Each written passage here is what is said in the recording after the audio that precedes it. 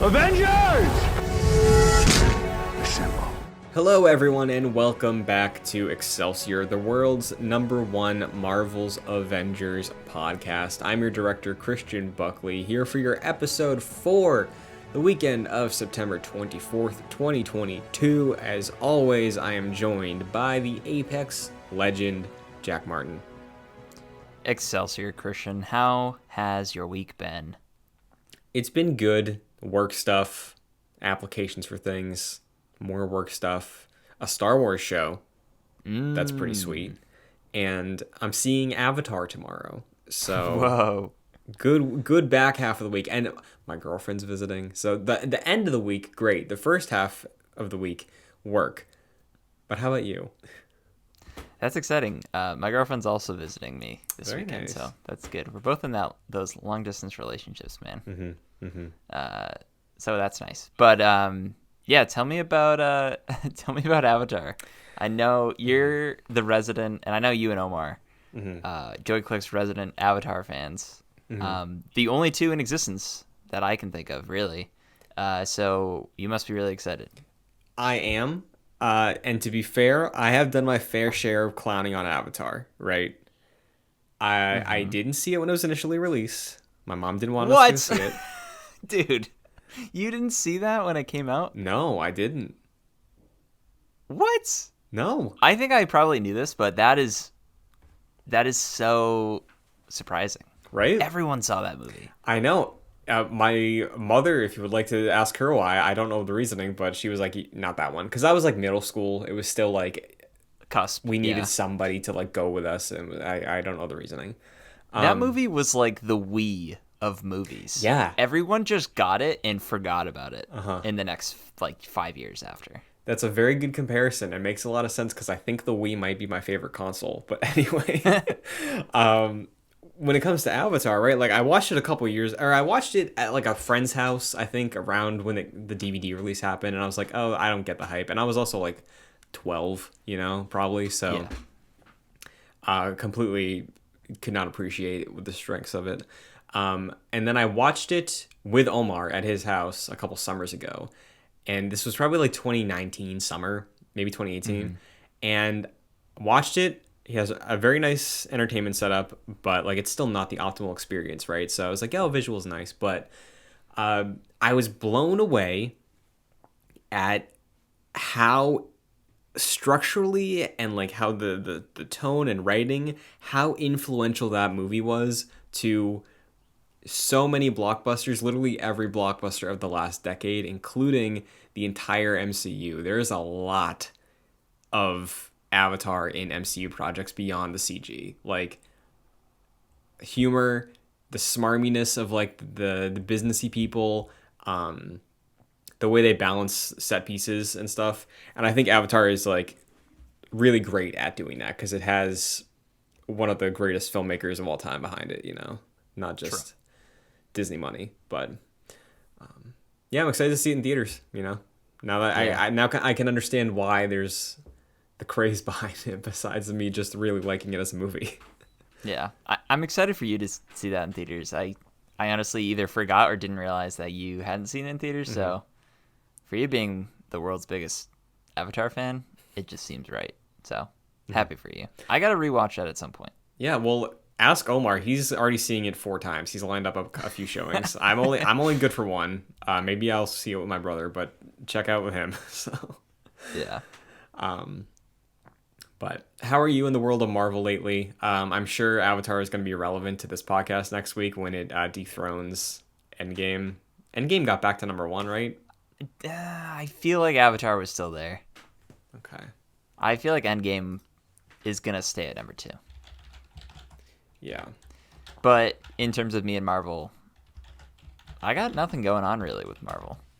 Except for She-Hulk, which we'll get into, but mostly that Andor. 3-episode premiere. And let me tell you, Star Wars is good again.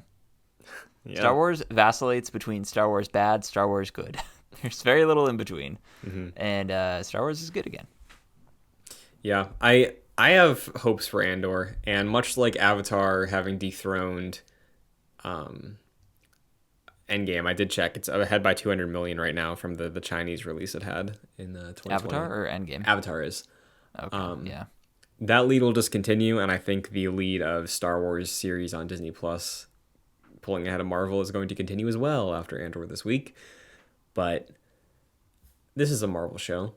We got some things to talk about, leading with Marvel's Avengers, a video game that exists. And talk about vacillating. This is a game with some highs and some lows. And this week, who knows what we have in store?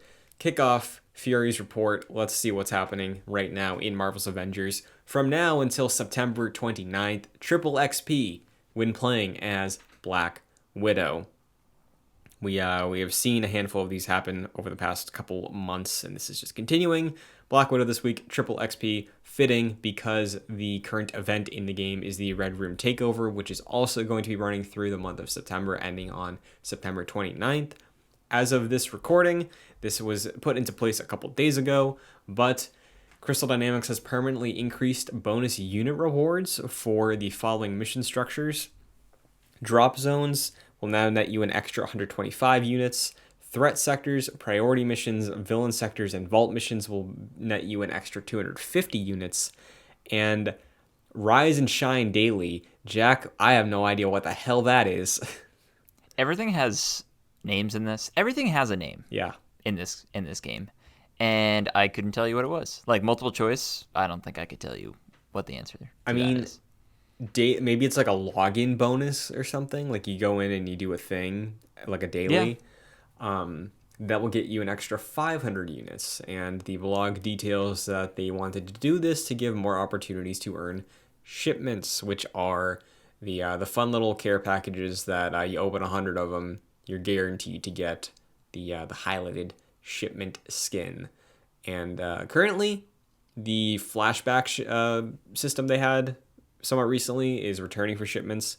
So get in there, you can get a chance to earn some flashback themed things from some of your packs you crack in efforts to get the current shipment item, which is Kate Bishop's Stark Tech. As a reminder, that is almost done. That is almost gone as the specialty item because those rotate out every month. How many of those have you claimed, Jack? I know you got the what do you get? You got Hawkeye Civil War and you got Iron Man 3. Yep. I was keeping up with them regularly, probably until a couple months ago when I have just not been playing this game. Even when we jumped in this week to play it, I didn't even go to the shipment to get it. I'm honestly being a little more conservative with my unit spending. And I don't necessarily... Well, I don't play as Kate, really, so what's the point? And also, I don't really like the Stark Tech aesthetic, so I don't need it. Yeah, like I did main Kate for a while, and I ended up liking the tweaks that were made for Clint's kit, so I ended up switching to him for my ranged character. But the back of my head, there's the but wouldn't it be nice to be able to have everybody in Stark Tech, even though you don't do that ever? Wouldn't that be a good thing to be able to do? But some people do that. I don't know why I couldn't say that, but some people like to have that startup screen in there. Everyone's wearing the same uniform. That's cool. We talked about that before, but yeah, I'm not going through the effort of actually doing that. Yeah, if anything, at this point, my strategy for the team set is I'll just throw people in whatever MCU skin I have for them, and that is their default. So that's a good call. Yeah. It hasn't failed me yet, except for I have Captain America in his Avengers 1 outfit, so he looks like a goofball next to like the white suit Black Widow, and that's what I have. Yeah, I'm rolling with that same. Well, I'm rolling with like the knockoff white Widow outfit, not the movie one. But yeah, I've been using the Cap Avengers 1 outfit. I like that a lot. And great video game costume. Absolutely. And for those that don't have that outfit, if you log in from now to October 1st, as a reminder, time's running out, you will get 3 MCU outfits. You get Thor from Thor 1, Briefcase Mark 5 from Iron Man 2, and the Avengers 1 cap suit. So make sure to log in. I did this a week ago. I logged in, and I remember reading on the blog, it was like, they're not going to like pop up or anything, but you will have them. You don't have to claim them in the store. So I logged in. I went onto the helicarrier. I saw no notification. I didn't check. I should have. I could have. But I just backed out. And I was like, I hope I got it. So I feel like they did pop up for me because I remember messaging you and being like, oh, I just got this random Thor skin for free. And I was like, oh, I already got it. I already had that. And I think that's what it was. So it was a little strange. Interesting. Okay, then I will double check that at some point before the. I logged in for the first time like a couple weeks ago and was bombarded with notifications. Like, whoa, it's been a while. Yeah, they throw a lot at you when you log in for the first time in a while. But I mean, a lot of service games do that. It's unavoidable. Yeah. I logged into Destiny 2 maybe like 6 or 7 days ago for the first time since the new season started, like end of August. No joke, I had to go through maybe 12 banners because it was like the end of the season stuff that I missed, the new expansion news, the pre-order stuff, the weekend cycling out multiplayer mode. There was a lot. And Avengers, I appreciate that there's not that much, you know? Yeah. Sometimes that is like what you do in the game for that day. Yeah. Like sometimes in Apex, I'll sign in being like, oh God, there's so many red dots on my screen. I just have to go in and like get rid of them all. And then I'm like, I'm wiped. That's it for me. Yeah, honestly. I mean, sometimes I log into Fortnite and I'm just like, what's in the shop? And I'm like, oh, it didn't update for the day yet? All right, I'll close it. And then I don't check. So, yeah. Well, speaking of the shop, what do we got in the Avengers Marketplace this week? Yeah, we got a cool one. This is Black Widow's hooded outfit. This is from her comic appearance in Black Widow number 5 from 2020. So a newer run. This one's cool. You noted in the doc that it looks like a particular assassin franchise. Do you want to explain that? I wrote Assassin's Creed. To be specific, it looks like the Desmond Miles fit from Assassin's Creed, like a modern day assassin just wearing a hoodie, which is funny, you know. I love that series, but when I think back to it, I'm like, the modern day assassins really just wore hoodies. That was their thing. Like, yeah. Is Desmond still around? You can spoil. Okay. So I didn't play Valhalla, right? Mm-hmm. I've played one of the modern Assassin's Creed games, like one of the modern RPG Assassin's games, and it was Odyssey. And there's still a modern day component, but the descendant who's revisiting ancestor memories, her name is Layla Hassan, and she is the avatar, if you will, for the player with Assassin's Creed Origins, Odyssey, and Valhalla. So I guess in Valhalla, she like ascended to some god tier thing to help fix something, and in this sort of like extraterrestrial plane of history and existence, she walked over to some tree, and then there was a glowing figure, just pure light, and I forget what their title was or their name, but it was Nolan North, like speaking as Desmond, or like what was Desmond and has now ascended to be this like all-knowing thing to save humanity. So was it like those people who would show up in Assassin's Creed 2 and Brotherhood and be like, what are you doing? Kind like of. Like the glowing figures? Yeah, kind of, except it felt more like, I mean, I recognize Nolan North as the ghost in Destiny, where he has this like robotic voice, and it felt more like that, like it was very sterile, or like artificial in a way, but it was like, it's very clearly like they're referencing, I think Layla talks to him as like being someone who's in the Animus, and I think Desmond or whoever it is like says like, oh, I feel like I lived that life so long ago or something. So interesting. I dropped off after 3. I did too. So bounced around after that, but yeah, Black Widow, Assassin's Creed fit, available in the store. Now let's crack open to some stark realities, because there is also a new thing you can do, you've been able to do for a couple days at this point, launched this week, the new villain sector in Marvel's Avengers. No Rest for the Wicked is its name. Monica is its boss, and we are the players. We ran through this. Talk to the audience, tell them, the agents of Excelsior, what happened in our experience playing this game together. Yes. Well, we played it together, except we kind of didn't. Because we were booting up the game, we were getting on the helicarrier, looking for the mission, and Christian realized he didn't have an active PlayStation Plus subscription, which, by the way, if you told me that you didn't need PS Plus to play the multiplayer for this, I would have believed you. I kind of just forget about that because it's one of those things. Yeah. Like, I've had PS Plus nonstop for years at this point, so I don't even think about it. And I kind of thought they got rid of that, but that's still a thing. So you need a PS Plus subscription on PlayStation to play this. Yeah. So so we just played it at the same time. Yeah, it is free to play games. You don't need Plus. Right. With the exception, and this pisses me off, with the exception being Destiny. So that makes particularly no sense, given that PlayStation, don't they own Bungie, or like kind of own Bungie? Sony owns Bungie, yeah. So like Bungie is the like sister to PlayStation, if that makes sense. Like Sony owns both of them. Sense. PlayStation doesn't own them, but Sony owns both of them. Okay, gotcha. Yeah, that's so bizarre. Yeah. That's anyways. Yeah. we played it at the same time, so it honestly, I don't think I would have even realized if we were playing in the same active mission, because we were like following the same lines. We were like pretty much on the same beat as each other.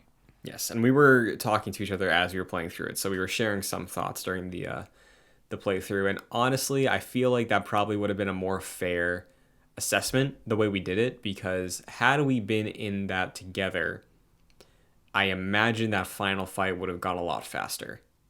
Yes. And playing it solo, I think, gave us a good idea of maybe the decision making that Crystal Dynamics did for this fight. We were talking after we beat it briefly about like some of the intent behind some of the systems of this fight, but pre-showdown, is there anything that sticks out to you about the villain sector, or is it just like a standard hit XYZ objective and then get to the boss room? Yeah, that's exactly what it is. Which is fine, because I don't think I was really expecting anything same differently. So yeah, kind of just it feels like a villain sector, which that's what they touted it as, and that's what it is. So yeah, it's good in that regard. Yeah, because like I don't have an issue with the villain sector structure. I never have. It's like honestly my preferred thing to play when I just hop into the game. I just wish there were more of them, So I do like the format, and like going through it's like, yep, this is a villain sector. Let me do the thing. Let me get my fun dialogue between my characters. And when it came down for the fight, we see Monica trying to, I think do something with MODOK in a test tube, right? Yeah, I honestly don't know. MODOK is in a test tube, and it's very funny looking. Yeah, so lore-wise, at least, for those that have been keeping up, at least on the behind-the-scenes, we have the multiplayer version of the MODOK fight coming up at some point. Presumably, maybe that's going to be integrated into the cloning lab Omega-level threat, and he will be the boss, because story-wise, it's set up where MODOK breaks out, or the clone of MODOK, or whatever version of MODOK that was, grabs Monica at the end and then teleports away with her. So they're still continuing to push forward this Scientist Supreme MODOK cloning storyline that they set up with the original game campaign. So my guess would be we would see, I'm not going to say a resolution to that, but I think the next segment of that with MODOK at the cloning lab, it would be my guess right now. Yeah, that would make sense. I'm still, I think it's funny to me. Was the Cosmic Threat, was that a villain sector with Monica? How did they describe that? Or is that an event? I want to say that was a villain sector because it's replayable. She is the final boss. There's a hit this objective and this objective beforehand, and it ends with that. And there is the story implication of what happens with tying up the loose ends from the future imperfect thing. Yeah. All right. Yeah, that's what I was wondering. I just think it's really funny that didn't that end with a teaser of Ultron? Wasn't that the end of that? Yes. Which I think is so funny. Obviously, Yeah. that's not going to happen. Or at least, I don't know. That seems like probably not going to happen. But I do think that was really funny. I mean, Just thinking about that now. fingers crossed, like if we Oh, get yeah. an eventual other expansion, hell yeah, Roytron. But I completely forgot about that until you brought it up. Yeah, just a weird thought. So this actual fight, what it breaks down to is similar to in the Reassemble campaign when we were in that warehouse towards the back half of the game, I think, or it might have been in the helicarrier, I forget. We fight Monica in a mech, like a Avatar style exomech, right? So pretty standard, like big hulking enemy going around the arena. What was interesting was she has like damage phases where she has invulnerability as well. And then they threw a very funny little gag at us where she clones herself. And then what do we see on those health bars, Jack? Also, Monica Rappaccini is the Yes. second villain, which is really funny. Yes, props to that. That was a very good call. I think that's fun. It's a nice little tongue-in-cheek sort of this game's thing is clones, so. Oh yeah, Also, mean, when did that happen also? What's that? Why did that happen? No, Or when how? did that happen? That was right at the beginning. I know, I just like is Cap a clone? Did he actually die? And this is No, I think they did clones of the villains to explain why you're going to the villain sector over and over and over again. yeah. So I think they really didn't need to do that, but they did. And now we have, even aside from the two mechs, there's like a bunch of like Monica clones that will run up and start punching you, which I didn't really get that many, but I've seen on the Reddit, and you had like a bunch of Monica in like plain clothes running up and trying to get you. Yeah, and if I remember correctly, there was a similar mechanic in the Monica villain sector. But that one was a bit more focused on her having like elemental abilities, and her clones, I don't think it was like earth, wind, and fire abilities, but it was like, close September. enough. Yeah. September 22nd. I missed out on a day. Yeah. But it like definitely like familiar stuff. Which I personally don't think is a problem, but the fight, the thing that stood out to me the most, because this was also the patch that pretty much every hero got a buff. Remember they were talking about that beforehand, like they wanted everybody to feel more heroic. I played Thor, who at this point is not as strong as he could be because they've bumped the power level cap decently since I was playing regularly. But I went down twice, and I think he did as well. Yeah, I think it was probably twice. So how do you feel about the challenge level of this playing solo? It's another villain sector where, this is a bad comparison, and I probably shouldn't be making it, but I'm going to. Go for it. I've been playing God of War recently, and I feel like that is a perfectly challenging game because you can anticipate your enemy's movements. Like, for example, I'm playing through a lot of the Valkyrie sections, and they have specific movesets that are random. So you just have to anticipate what could be happening. And like, you can block this, or you can throw your axe at them in the air, and they'll come down. But they just do, like, a ton of damage to you. So you just have to really anticipate their movements. But it feels like if you're ready, you can take them on and you can defend yourself pretty well.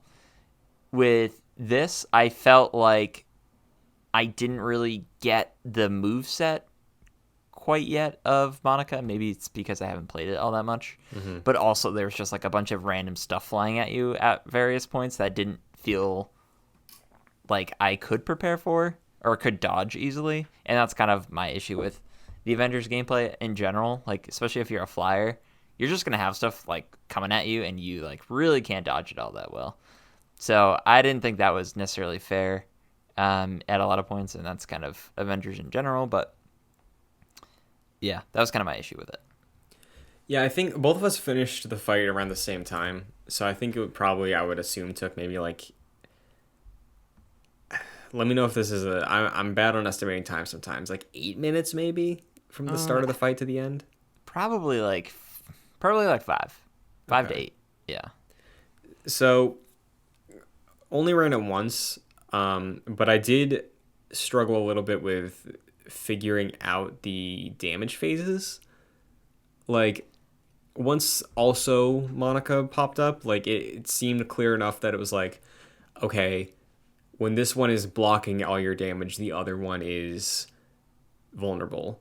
I think it's just, it was, for me, it was a little bit confusing to track the two of them because they look, from my memory, they looked identical, and they were just teleporting around constantly. So I felt like I was wasting like my God's Fury on, or my God Blast and my Warrior's Fury on something that was either going to teleport away immediately or teleported and I misremembered which one was which and I wasted it on an invulnerable Monica. So I've that was a realized, little frustrating. yes, I agree. And I realized now, and like halfway through playing it, I believe when you can't do damage to them is when they're right about to teleport. And Interesting, okay. yeah, and I feel like that's probably the designer's way of saying, hey, don't waste any like R1s on this, on this one. So I think that's probably one of the intents there. Although at the same time, it's not the most satisfying because they do teleport a lot. So I feel like there were many instances where I'm with you. Like I missed so many of my R1s on that. It's like, oh, well, now I gotta wait. Yeah, so I'm curious if playing this again would like make it go faster, but I do think this is probably the, at least out of the main villain sectors and like standard difficulty, not doing it on a challenge rank, this is probably maybe the longest final boss I've had so far. And again, I've had experience fighting Abomination before. I've had experience fighting Taskmaster. Maybe well, Monica before, in the last villain sector she was in, that one took a while, right? Because we were trying to figure out the right like cycles to go through, because once she took down all those pillars, it was an instant fail, right? Yeah, that's right.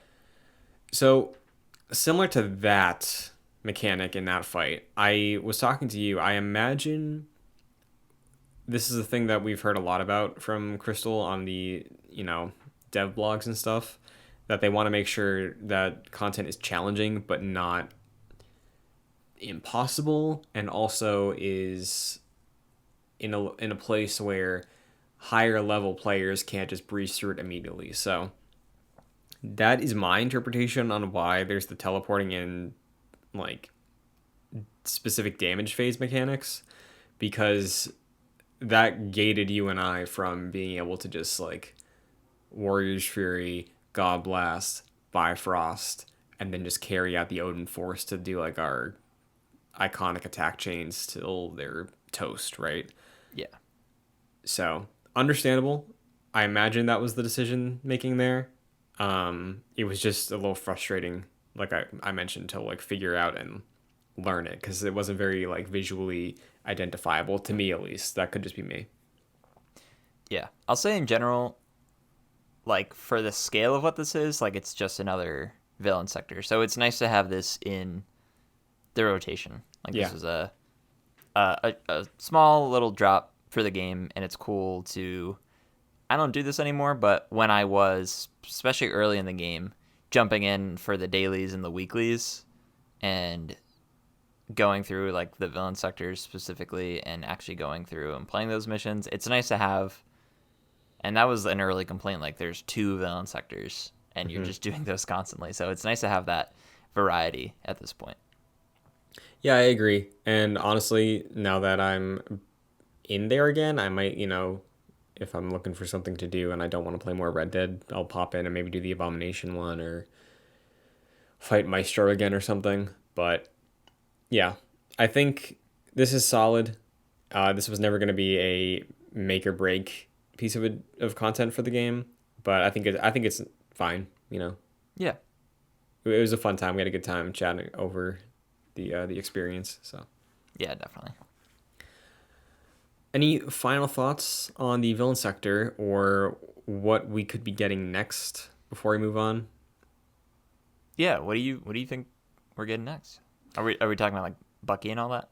Yeah, so Winter Soldier, and based off of their verbiage, the cloning lab are dropping at the same time.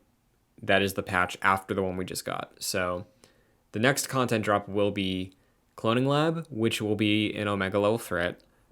Probably smaller scale than the raid, but larger scale than the family reunion that you and I played together. Mm-hmm. So hopes are high for that one, like very high. And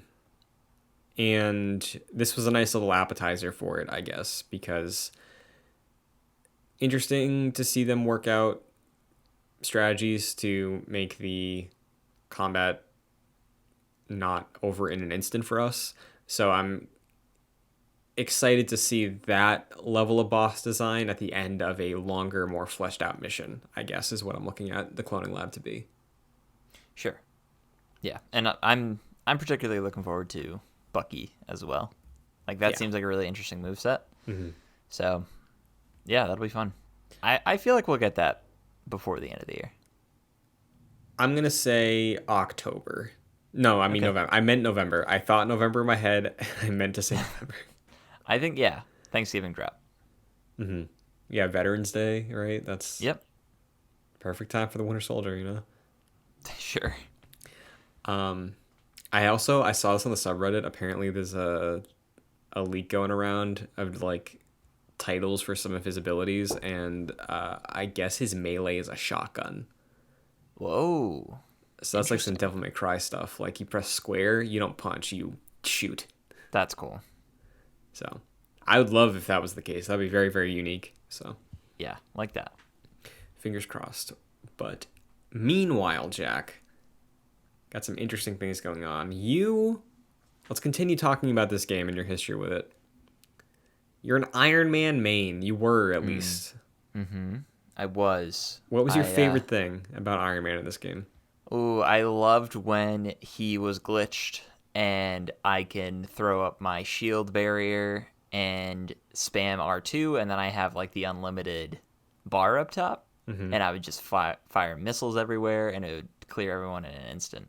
They got rid of that, so I stopped playing as Iron Man.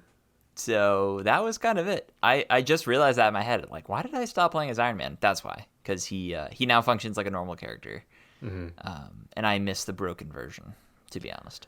So this is a game with some online components and some team-based mechanics. You can't have people like that, You No. can't have Iron Man out here. I want to live my power fantasy. Exactly. And you can only do that so much in a game where balance and gear is at play. I know this as a Destiny fan. I've lived this my life. But those constraints don't exist for a single player game, do they? No. You can Absolutely become not. God. Yep. And nobody can do anything about it. That's right. You might be able to do that, presuming this is a single player game, because it's been confirmed, Jeff Grubb rumored it, but EA, Electronic Arts, and Motive are making an Iron Man game. It's officially been confirmed, most likely because of the leaks. They came out a little bit after, about a week or so after the Disney Marvel Games presentation. We're like, hey, we're making an Iron Man game. Bye. Yep.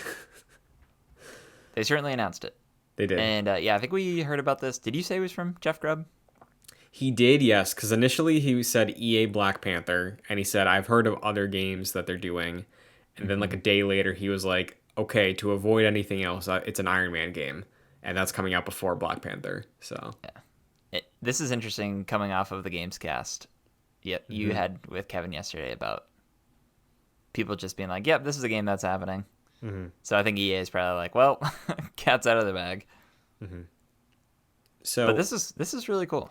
yeah, I want to hear what you have to say on this as a fan of Iron Man. Is he one of your favorite Marvel heroes, just in general? I guess I'm not really as passionate about him as I am about like Spider-Man, Sure. or like Captain America. But yeah, he's cool. I have thoughts about this game and ideas. Let's hear it, yeah. You ever hear this game Metal Gear Solid 5? Yes. Okay. You know how you drop in? There's specifically two like areas in that game. You have a point in Afghanistan and a point in Africa. Uh-huh. I think it'd be so cool if it was a similar layout like that, where there's like a few, or like God of War, you have realms. There's like a few points you can access, and they're like mini open world areas with like outposts and things like that, where you're unencumbered as Iron Man. You're not in like a city like Spider-Man, so you can like fly around, and that like doesn't cause much of an issue. You can fly around as Iron Man. You have like little tasks you can do in those regions. There's like main missions, of course, but you can like stumble upon an outpost that you can take down. Big open areas for like mechs or whatever if you want to go that route. But yeah, that's kind of what I'm thinking about this game. I think that'd be really cool. So, in some terms, you kind of described Marvel's Avengers. Yeah. How would you like to see this standalone Iron Man game improve on the Iron Man experience in Avengers? I really feel like it's a good base with what we have. Mm-hmm. I think the biggest part is enemy AI. I don't think it's really all that interesting in Avengers, so it would have to be a lot more interesting in the Iron Man game. I'd like to see how Anthem kind of tackled it, because Anthem is basically an Iron Man game. Yes. I don't know if that was good at all in terms of like enemy AI. So, if you're familiar with games, like greater games discussion as a whole, you see the word EA, people freak out. However, I've talked to you about this already. If in three different worlds, this Iron Man game was announced with Activision at the lead, with Ubisoft at the lead, and with EA at the lead, I'd be excited for the EA one, if I'm being real, today. Yes, I agree. Strictly because I think they have just turned around a lot of the big AAA games they put out lately, either ones that launched poorly or ones that have just been killer over the last few years that came out great and are great. And secondly, because of what you brought up with Anthem, because I didn't play Anthem, but I did play a good amount of time, probably like 5 to 10 hours of the Anthem alpha or beta, I think. And my favorite thing about that game was flight and shooting. Both of those felt amazing. And I chose like the Ranger class. It was just the generic all-around one. And I painted it red and gold, and I was like, this is an Iron Man game on Pandora, because that's kind of what it is. And it is on Game Pass, so if you're curious and you have a Game Pass account about maybe what we could get out of this EA experience from Iron Man, I would suggest trying Anthem, because that was the first thing I thought of. I was like, oh, straight up, just rip that system. I think we talked about that when it was rumored. Like, whatever physics you have from Anthem, I don't know if you want to work on Frostbite, but like just carry over a lot of that philosophy and bring it over into this game, because that was the best part of my experience with Anthem. So, what I also want in this game is you have Iron Man and you have his whole suite of suits, or like you can pick and choose, but I think it'd be really cool if like you go back to your mother base, which is just your garage with Jarvis. And you can choose from any of your suits, which have like, I'm playing through God of War, so you're gonna hear a lot of God of War comparisons, like different sure, like talismans, or I'm thinking of like the R1, R2s, the runic attacks, where like if like the Iron Patriot one has, I don't know, a weird like missile attack that also shoots fireworks. It's the only one I could really think of. Mm-hmm. Or if like one of his earlier ones is more focused on missiles, and like one of his newer ones is more like nanotech or like lasers or whatever. That'd be cool. I feel like that'd be a fun way to change up the combat and also do that sort of mixing around with suits. That'd be fun. Yeah, I would love to see that. I think not to put a worry in your heart, but this does feel like a game that gear would fit in because it is Iron Man and, like swapping out different parts and things. Yeah, probably. But, Spider-Man kind of tackles gear in a similar way where, like, you have your ultimate that you could do. Yeah. Not to the extent of, like, oh, these shin guards are 2 points higher than the last one. It's not that type of thing, so... And do you know what Motive also made recently? I'm gonna guess and say it was Squadrons. Was that Yes, Squadrons. And there's a mechanic in Squadrons. I never played the game, but I believe you can go in and mess around with your ship, like just customize it in a way. Mm-hmm. So I think that will probably be the case for this game at the very least. We're in a complete speculation mode because we know nothing about this game. Mm-hmm. However, the concept alone of just Iron Man game, cool. I'm in. I am too. I think there's a lot of potential there. There's obvious questions of like what tone it would take. Like, would they go a bit more grounded? Would they go a bit more fantastical Iron Man?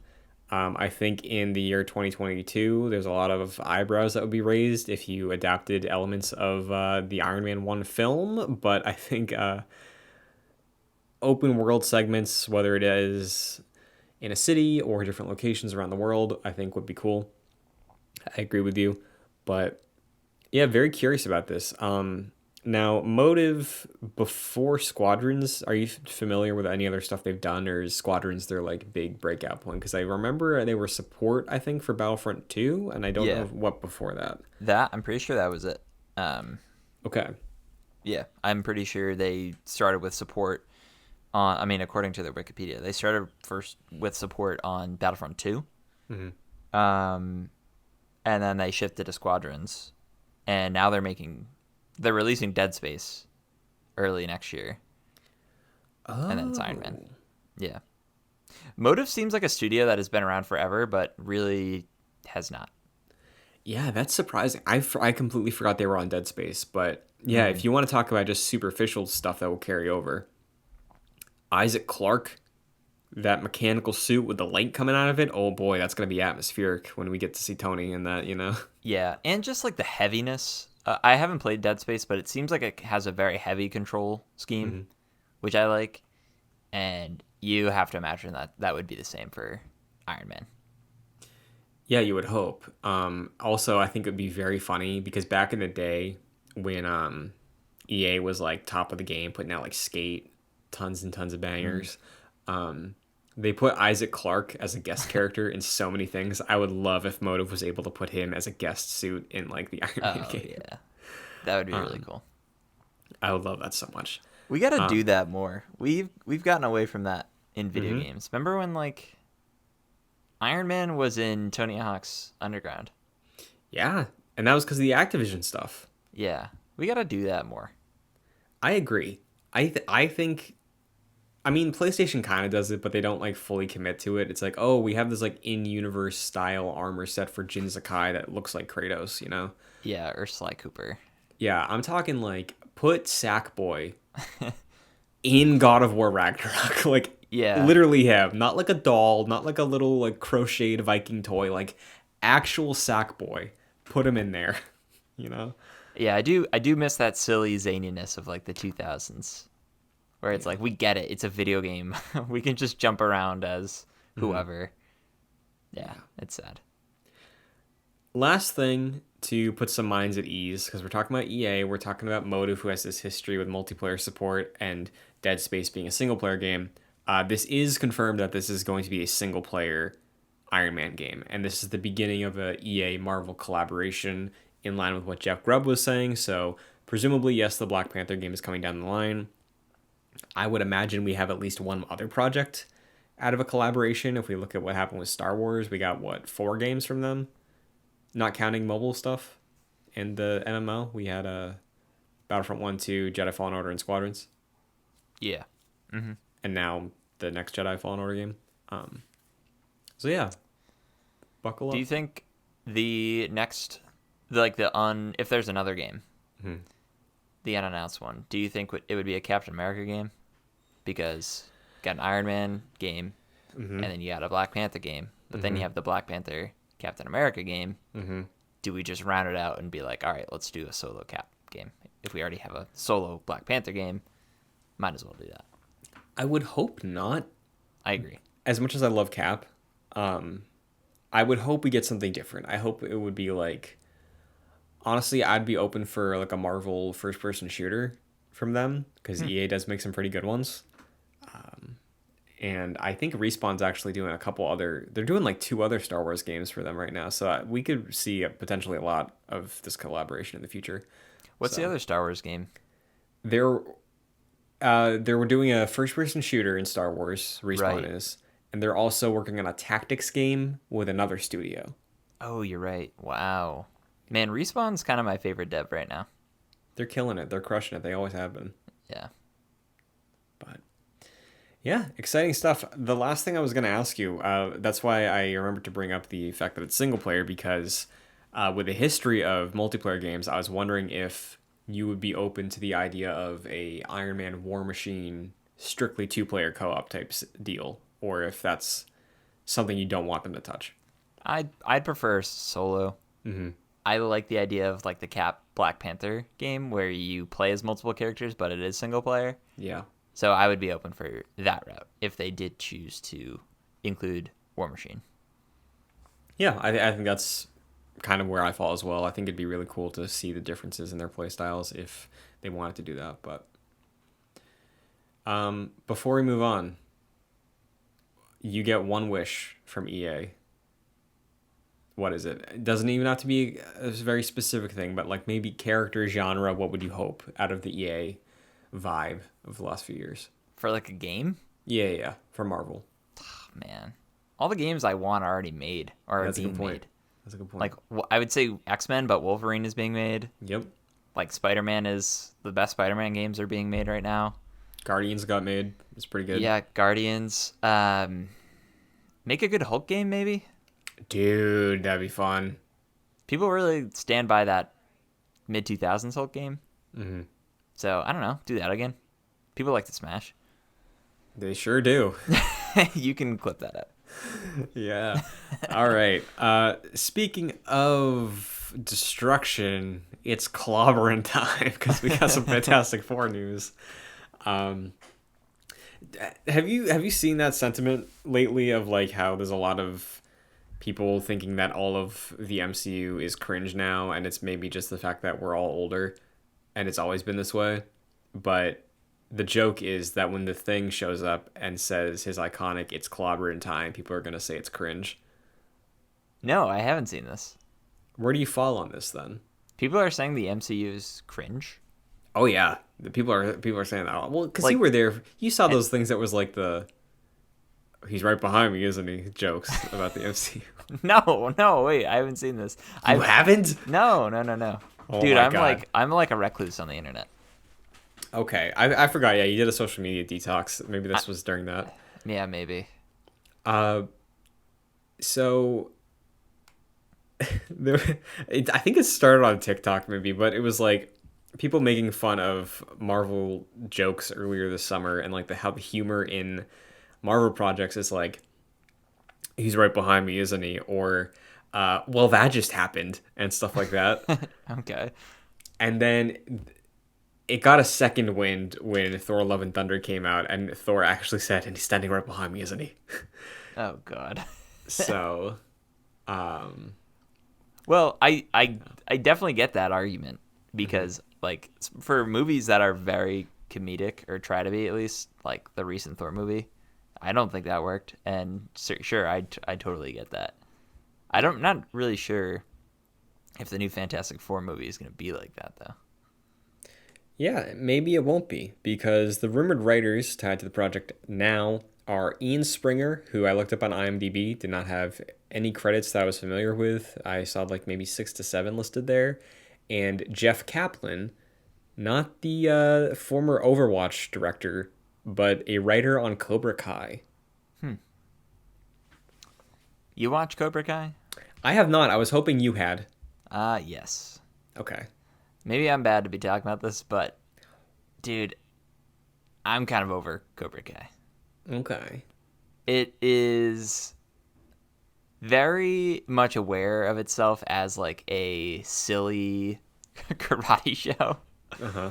But it's on season 5 right now, and I gotta be honest, I feel like that only lasts for so long. Where I'm like, all right, we're kind of just doing the same thing over and over again. It's funny. I enjoy it. It's very over the top.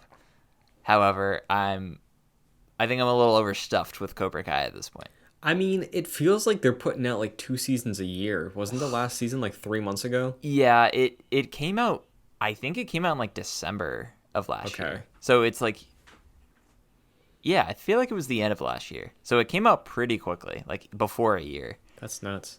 So yeah, it's a lot. It's a lot, but it's fine. People really enjoy that show.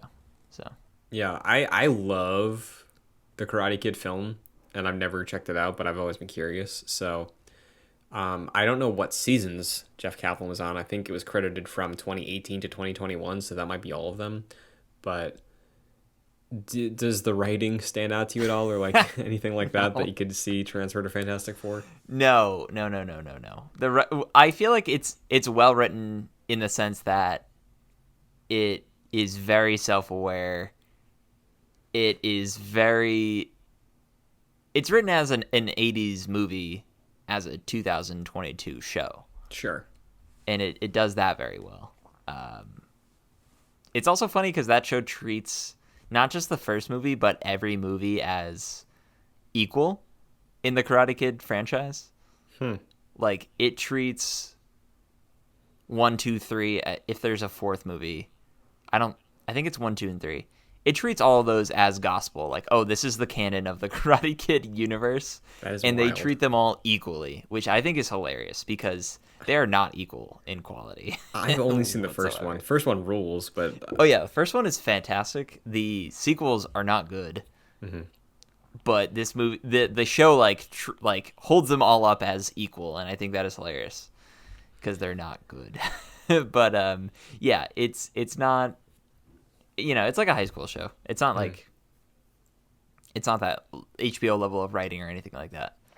Sure. Well, you would imagine if, I guess, as you're saying, they are nailing what they're going for, then probably the sign of a good writer. If that was the tone and energy they wanted to bring to this project, and they're landing that, probably a good sign for Fantastic Four, I would imagine.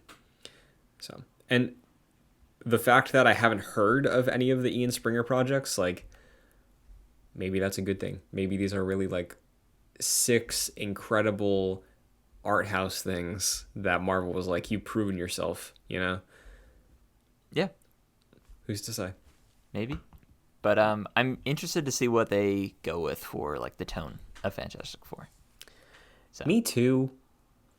Yeah, because it can't be the goofy 2000s tone, surely, and it can't be the over the top, self-serious Fant Four Stick. it can't, but like at the same time, I feel like Fantastic Four, from their name alone, is so camp. Right? So like, truthfully, I think my only headcanon where I think it works and is the correct tone they can do is if they make it a period piece and find a reason to bring them into the modern day, like Captain America style. But I don't know if they would do that. Yeah, maybe. So here's hoping. But we got some other stuff going on in the MCU this week. She-Hulk episode 6 came out today. We viewed it. And the internet is having a little fussy fuss over this. What? The internet's having a fussy fuss over She-Hulk? I know. Can you believe it? No, I can't. So, the big controversy, Jack, people are furious because of no Daredevil, despite Oh, him right. being the cliffhanger. Not even him, his helmet at the end of last week's episode. Where's Matt Murdock? Where is he? Um, how did you enjoy the episode as you have been every week, or where do you land on this one? Yeah, I enjoyed it. I had a nice breakfast sandwich and donut when I was when I was watching this, and that's what I expect out of the show. You can just sit down and be like, I'm gonna be entertained for 30 minutes, and this is not gonna tie into the rest of the MCU, and it's not really even gonna matter all that much, but it's fun, and that's exactly what this episode was. Yeah, I feel like some people haven't understood what She-Hulk is yet, right?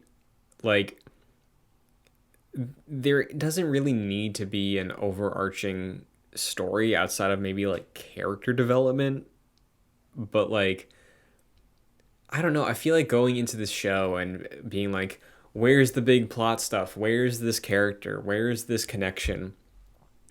To me, that sounds like going into an episode of like The Office and being like, where is the plot development? It's like that's Right. not what this is. So I Yeah. liked it. Yeah. It's a goofy, silly, fun at points, charming episode, and that's kind of what the show's been like so far, and it's been like a very steady plateau for me. Mm-hmm. So I don't even like have too much to even get into with any She-Hulk episode. I mostly just like, yeah, that was good. Yeah, same. And I don't think that's a problem No. because I think from the end of episode one, that's what we were promised, and that's what it's been delivering. And honestly, I can't say that about every single MCU show. No. And it's good because it's coming at a very interesting time around a lot of TV shows like Game of Thrones, Rings of Power, and now Andor, which are all very serious, or like varying degrees of seriousness. But this is for me at least, when this is releasing at that point, like this is a very silly, goofy, doesn't take itself too seriously show, and it fits very nicely as like a refresh, like a weekly refresh between those shows. So in my perspective, I really like having She-Hulk in that rotation for it to be like that different. I agree, yeah. And I think what's funny about it is like taking that context in mind, you have people losing their minds because in their 25 minutes of yuck yucks with Jen Walters, 5 of those weren't dedicated to Daredevil, right? It's like, is that really the thing? Is that the make or break? I understand. I guess there's been some people being like, well, why is he in the episode promos between episodes? I I didn't realize that people watched those, but uh, two, I think it's fair because like what we had that trailer with him 3 episodes ago, maybe. Yeah, I don't even think I watched that, to be honest. I didn't either, but we talked about it because there was headlines and people were talking about it. It was like, oh, he's in the trailer. He's probably going to show up next week, and he didn't. Then the week after, it was like, oh, that's his helmet, and then this week he's not there. So like, there's people upset at the marketing, but again, I think that is more of a expectations because this is episode 6 of 9. If you don't get what the show is at this point, I think that's your fault. you know. Yeah, no, I agree. Um, So yeah, I like this show. I don't love it, nor do I hate it. It's like kind of middle of the road, enjoyable. But I do really appreciate how different it feels. And I think you've described the MCU this way, or like future projects, but it's nice to have. It feels like this is just like a different comic series than like how that takes place in the MCU compared to how like Captain America's comic series would be, where that is like a very serious like spy thrillery sort of thing, and this is like a very very much silly, not taking itself seriously. It literally breaks the fourth wall, but it still all fits within the MCU. And like they're gonna treat Daredevil differently in this show than they treat him in his rebooted show, and that's fine. yeah, like I would not at all be surprised if Matt Murdock just turns out to be like a booty call, and then he shows up a different night as Daredevil, and then she connects the dots or something. And like people are like, "Oh, they reduced Daredevil to this." It's like that's the fucking show, dude. Like, I don't know what to tell you, but Yeah, and I don't imagine him being all that important in the show or no, whatever the events that happen here. I don't think that's going to affect his show really all that much. yeah, not It's at all. weird. I will say it's weird that this is the introduction to. Well, I guess it's not like he was in Spider-Man, but like Daredevil himself being in She-Hulk. That is a little strange because the tone is so different. Mm-hmm. But I don't know. I'll get over it. Yeah. Plus, I mean, like, I feel like Daredevil has humor. Like like Matt makes a lot of jokes in that show. Yeah. You know, it's very dry, but he made jokes in No Way Home in his 2 seconds of screen time. So, I'm looking forward to it. I'm a big fan of the character and big fan of the show. This show and Daredevil. But, do you think it's next week? I do. I think Jen breaking the fourth wall, saying like, "Oh, sorry, if this is an inconvenient time for a wedding episode," I do think that is them alluding to the fact that Daredevil was teased last episode. Sure. This episode is just it's one-off thing, and then next episode, yeah, he'll probably show up. Yeah. I will throw this out there. I think because you mentioned that you don't think it's going to have big repercussions on him or his show, I think there's a good chance that Jen will look into the camera when Daredevil's on screen and give us an answer of if the show is canon or not for Netflix. Yeah, that's entirely possible. I think that is how we get our answer. She'll just deadpan it, be like, "This is a restart. Get used to it," and then he makes a joke.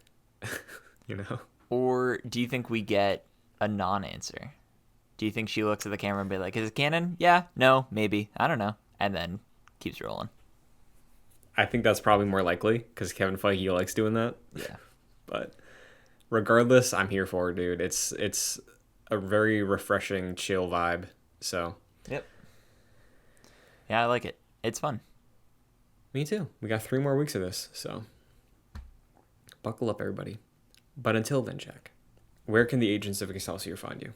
Sure. You can follow me on Twitter at FascinatedJack. We have completed our long play club for Arkham Asylum, Batman Arkham Asylum. So you can find that on JoyClicks or on podcast services of your choice. And we have Arkham City coming up soon, which I'm very much looking forward to. So keep your eyes and ears out for that. But what about you, Christian? Sure, you can find me on Twitter and TikTok at Chun2D2. Here, youtube.com/joyclicks is where you are for the video version of Excelsior. If you're watching that, that posts every weekend. You can find the audio version linked in the description of that video alongside all the other projects we got on the channel. Like Jack said, the Arkham series long play will be posted there and on audio services. But if you want to listen to Excelsior specifically on an audio platform, you can do so. Go to Apple Podcasts, Spotify, Google Play, anywhere you listen to podcasts. Just look up Excelsior, Avengers Podcast, or JoyClicks, and you will find it. If you would like to support the show, you can do so freely by leaving a like, leaving a good star ranking, leaving a few blurbs in the comments or in a review of your audio platform to let people know the quality if you enjoy. You can also support us monetarily by going to patreon.com/joyclicks at the $1 and $5 tiers. $5 will get you producer credit on every show we produce, like Aaron Easton and Jose Garcia. So thank you very much. And that is it for Excelsior this week. We will be back in another week with another episode of She-Hulk. I'm sure another internet controversy, and probably a light week for Marvel's Avengers. But until then, Excelsior.